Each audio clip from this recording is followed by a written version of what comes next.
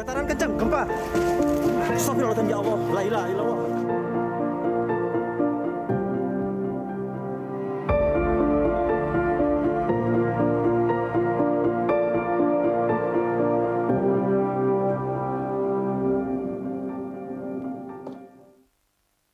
Kembali bersama kami dalam Berita Satu Sore dan saya masih bersama dengan Pak Irwan Maulana dan juga ada Pak Bagus Aceh Hasan Syazili dan Bapak Supartoyo. Saya kembali ke Pak Irwan. Pak Irwan, ini tadi menanggapi apa yang memang harus dilakukan, langkah pemantauan dan potensi usaha mitigasi sejauh ini menurut Anda seperti apa?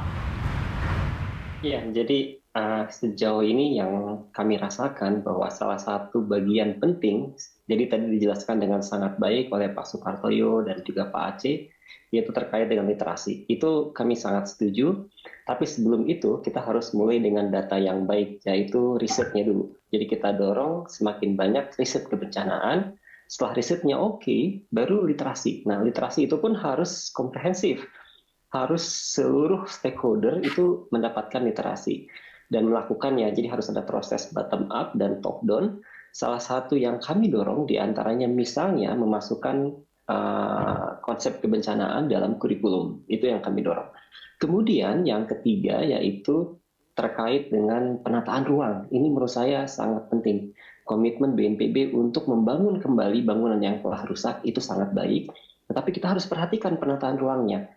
Jadi kami mendorong di daerah yang dekat, sangat dekat dengan sumber gempa, kita sebut daerah dengan bidang robekan atau rupture zone, itu kita jadikan kawasan hijau. Itu pernah dilakukan juga sesudah gempa Palu 2018. Jadi jangan dipaksakan dibangun kembali di lokasi yang sama apabila memang daerah tersebut adalah daerah yang berpotensi untuk mendapatkan robekan bidang gempa karena tidak ada kemampuan struktur yang bisa menahannya.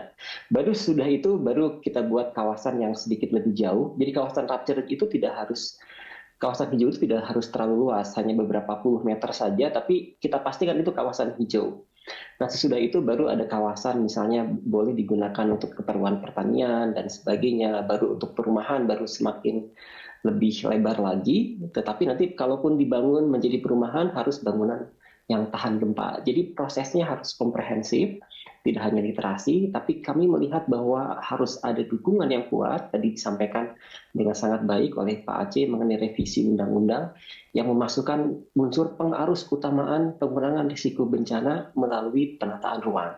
Sehingga kemudian kita bisa menjaga ini betul-betul bahwa ke depan apabila disampaikan oleh Pak Supartoyo tidak kita harapkan gempa kembali terjadi, kita sudah siap. Dalam konteks pendidikan kita siap, konteks penataan ruangnya pun kita sudah siap, dan plus juga bangunan tahan gempanya kita sudah siap. Sehingga kemudian tidak harus gempa menjadi bencana. Jadi gempa boleh terjadi tapi tidak jadi bencana. Itu menjadi harapan kami.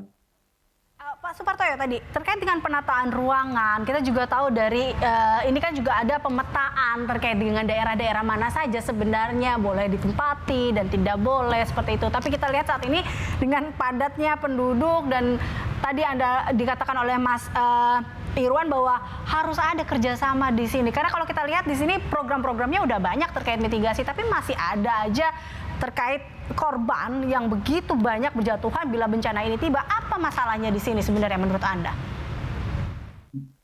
Baik, jadi sebenarnya masalah yang utama seperti tadi yang disampaikan oleh Pak Irwan, bahwa kita kekurangan data dulu sebelum literasi.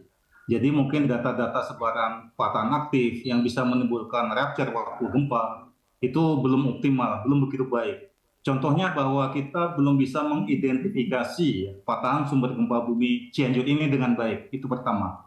Padahal kemudian yang kedua mengenai regulasi, saya kira. Jadi perlu penguatan regulasi yang mana mewajibkan bagi pemerintah kabupaten kota yang wilayahnya notabene rawan guncangan gempa bumi berada pada jalur dan zona sesar aktif, ini harus diperkuat. Sebagai contoh misalnya, saya memberi contoh bahwa waktu PP 26 tahun 2007 ya tentang RT-RW-an, Rencana Tata Ruang Wilayah Nasional. Di sana disebutkan salah satu pasal 50-an bahwa yang termasuk kawasan rawan bencana gempa bumi adalah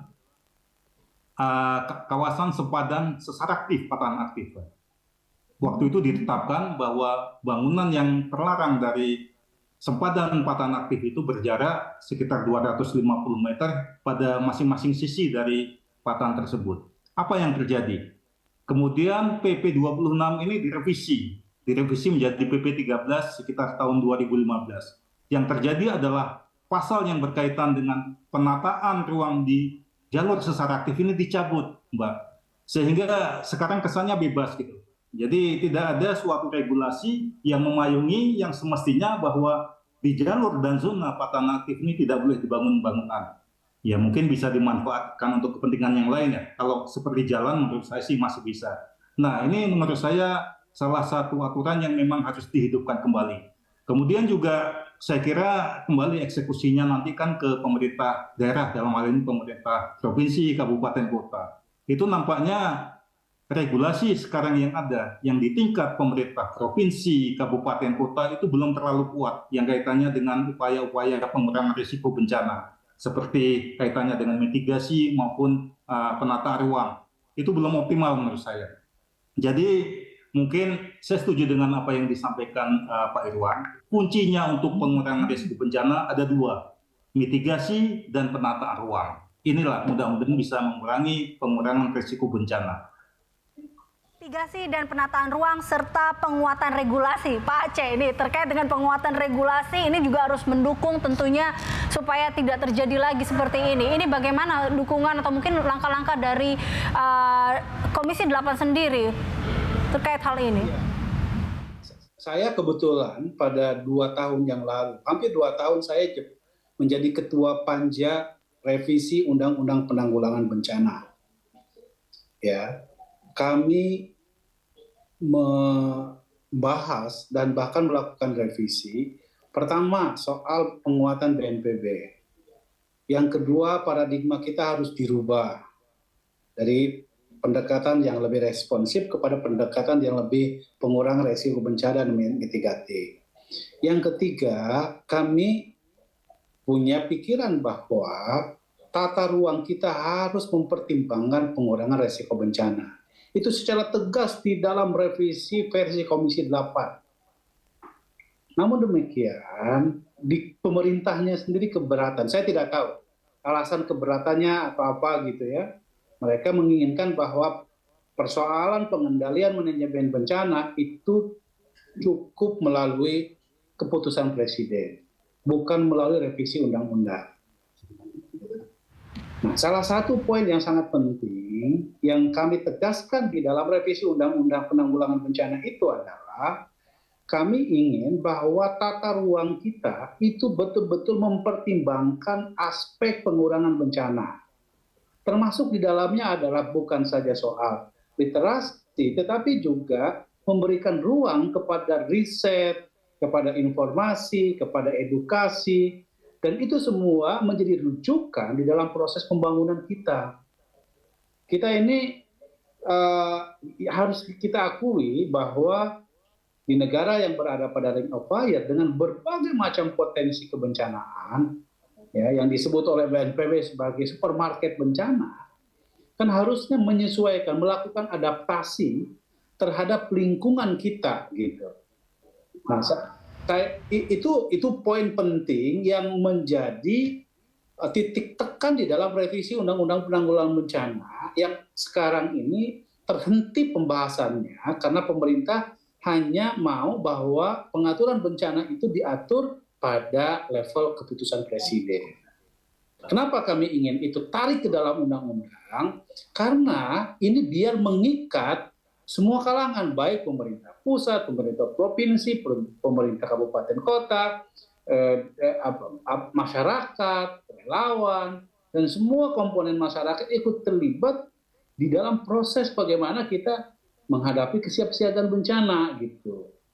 Nah, karena itu secara regulasi kita dorong di Komisi 8, tapi kan itu dikembalikan kepada bagaimana kesepakatan kita dengan pemerintah. Karena proses pembahasan undang-undang itu tidak bisa dilakukan hanya oleh DPR sendiri. Kalau pemerintahnya nggak mau, ya nggak bisa.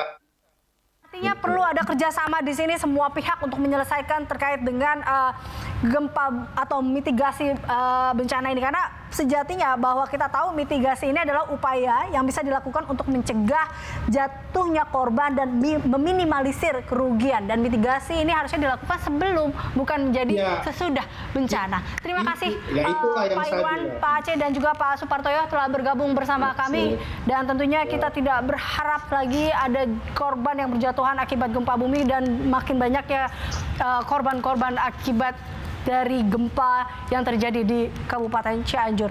Demikian dialog kita